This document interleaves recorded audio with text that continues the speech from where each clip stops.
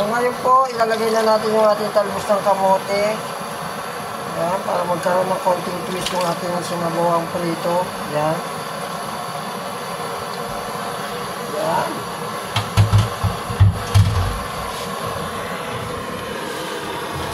Yan. So nilagay na po natin yung ating talbos ng kamote. Hintayin na lang po natin siyang kumulo. Yan.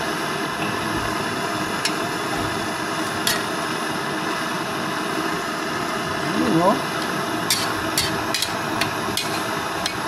So, pag kumulo na po siya, so yan, iangat natin yung isda, matatabo na.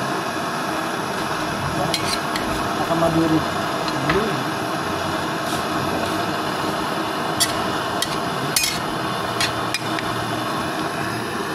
Yan, ihintay na po natin siyang kumulo. So yan, kumukulo-kulo na.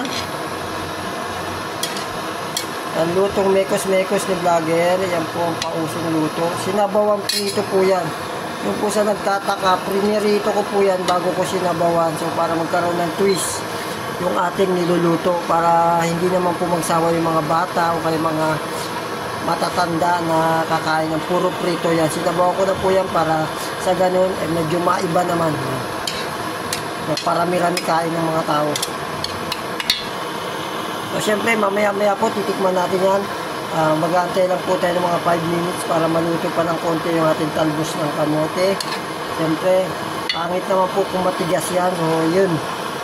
Hintayin na lang po natin mamaya po.